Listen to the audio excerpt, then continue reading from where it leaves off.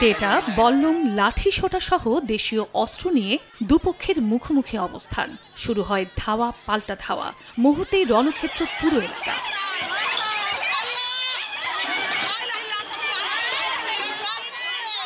বুধবার দুপুরে ব্রাহ্মণবাড়িয়ার সরাইলে কাঁচা সড়ক মেরামতের জন্য চাঁদা তোলা নিয়ে দ্বন্দ্বে জড়ায় দুদল গ্রামবাসী। প্রত্যক্ষদর্শীরা জানান, তেরকান্দা গ্রামের কাঁচা সড়ক সংস্কারে প্রতিটি সিএনজি অটোরিকশা চালক থেকে ১০ টাকা করে চাঁদা আদায় করছিলেন স্থানীয় বাসিন্দা জুয়েল মিয়া। কিন্তু সিএনজির চালক নয়ন মিয়া টাকা দিতে অস্বীকৃতি জানায়। এ নিয়ে দুজনের মধ্যে কথা কাটাকাটির এক পর্যায়ে তার রূপ নেয় সংঘর্ষে। এতে আহত হন অর্ধশতাধিক।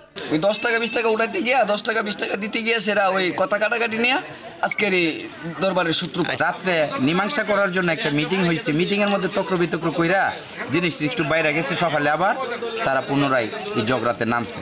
খবর পেয়ে পুলিশ ঘটনাস্থলে পৌঁছে পরিস্থিতি নিয়ন্ত্রণে আনে। আমাদের উপস্থিতিতে গন্ডগোল আমরা নিয়ন্ত্রণ করতে সক্ষম হই এবং ঘটনাস্থল থেকে আমরা 6 জনকে এ পর্যন্ত আটক করতে পেরেছি এবং কিছু টেটা বল্লম ঘটনাস্থল থেকে আমরা উদ্ধার করতে পেরেছি।